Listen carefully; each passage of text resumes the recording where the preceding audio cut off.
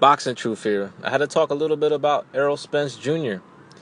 as he's still trying to find confirmation of his next opponent in order to determine the next mandatory challenger for Kell Brook's IBF strap. And it hasn't been an easy process thus far, as a number of opponents have been mentioned have reportedly turned down the fight, according to a report by Jake Donovan. Now, when it comes to the IBF, if opponents are not willing to step up to fight an eliminator, they have to keep going down the list. Now, initially, it was supposed to be Ponomarev, a top-ranked fighter who was rated number 3 in the IBF rankings for the welterweight division. Errol Spence right now is number 2, but he needs to fight one more final eliminator in order to get that mandatory spot and to guarantee a title shot down the line.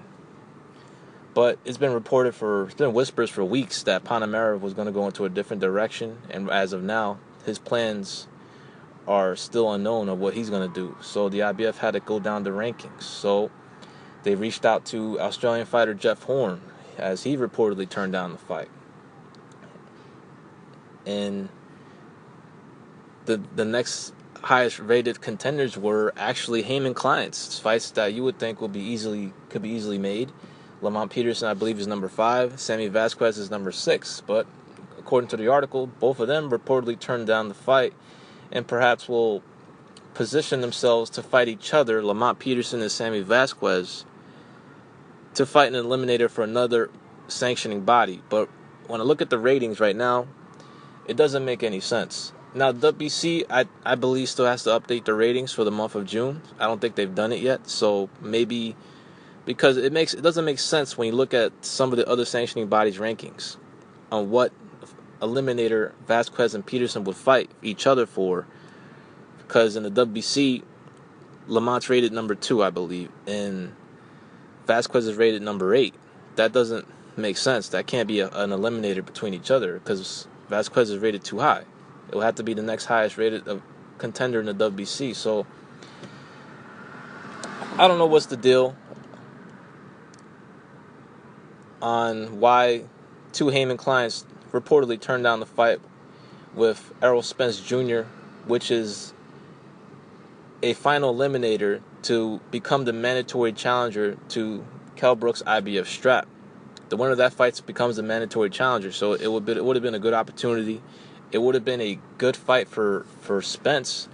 A Lamont Peterson would have been a great fight for him, to fight a guy who is very well conditioned. He's one of the most well conditioned fighters in the sport, whether it's natural or synthetic testosterone. I don't know. It is what it is. But Peterson is a well conditioned fighter, and he has the ability to take Spence into the deep waters in order to see if that power he's generating in his fights can translate into the later rounds. Perhaps we would have gotten more answers had Peterson taken that fight. Sammy Vasquez would have been a great fight as well. It would have been an interesting fight. Vasquez, southpaw, welterweight, undefeated, good boxer. Would have been a different type style for Spence to deal with. But those fights are not materializing for whatever reason. Reportedly, both guys turned the fight down and will go on into different directions. But it makes you answer the question, is Haymon maneuvering these guys, keeping these guys away from Spence, or is Spence being protected, or is he being avoided in this situation? And that's what I'm trying to figure out, because from Jake Donovan's article, he's saying Peterson and Vasquez want to fight each other in an eliminator for another sanctioning body, but right now the ratings don't add up from those other sanctioning bodies. So, some writers are gunning on Spence, talking shit, saying that Haymon is really feeding Spence a stream of light hitters, some light punchers. Perhaps Haymon knows something that the boxing public doesn't know about Errol Spence's chin. I mean, a lot of light hitters being lined up for Spence to take on. Chris Van Heerden, Chris Algieri, and now a Leonard Bundu, a 41-year-old Italian fighter who was last seen on American airways getting dominated by Keith Thurman in a pretty shitty fight, where Keith Thurman created the new nickname Runtime, because that's all he did in that fight. after that flash knockdown he scored of Leonard Bundu. Bundu's a durable guy, awkward. He's got a lot of fights, but he's 41 years old. He's a light puncher, not a big threat, and it's a disappointing opponent for Spence in order to help and get him to that mandatory slot to become Kell Brook's next mandatory challenger. So some writers are talking shit, saying that maybe Haymon's protecting Spence. Maybe he's feeding him a bunch of light hitters for a reason. Maybe that chin ain't what is. It's not as strong as advertised. Maybe that's why Haymon's been having him fight light punchers, because Spence's defense ain't all that good. He gets tagged a lot in fights. What could happen if he puts him in there with a big puncher? But Lamont Peterson and Sammy Vasquez, I would have considered them big punchers, but it would have been a step up for Spence, one of those guys. But reportedly they turned down the fight. So I'm not going to say Spence is being protected in this scenario. No, he's in the position. He's in the number 2 position for the IBF. Guys are turning down the fight. Jeff Horn turned down the fight. Panamarev turned down the fight for whatever reason. 2 Haymon clients and Lamont Peterson and Sammy Vasquez reportedly turned down the fight. I don't know why. But I'm going to give Spencer the benefit of the doubt. These guys are just not stepping up in what will be a great opportunity to become the mandatory challenger for Kell Brook's IBF strap. A guy who has a promoter that can bring big money. He has a great platform.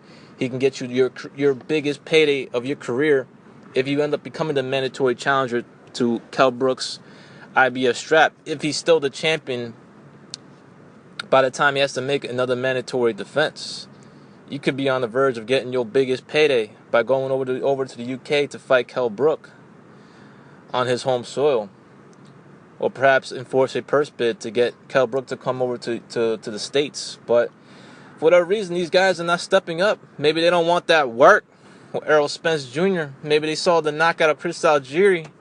Maybe some of the ranked welterweights in the IBF rankings got the jitters, getting nightmares of perhaps getting chinned and flattened by Errol Spence Jr. But it's disappointing. The next opponent perhaps might be Bundu. Right now they have a deadline, June 22nd, I believe, to make a deal,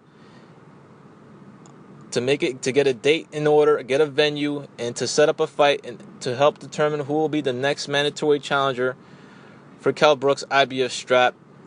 If it's Bundu, it's Bundu. Right now, if you look further down the list, Spence has gone through the most desirable names,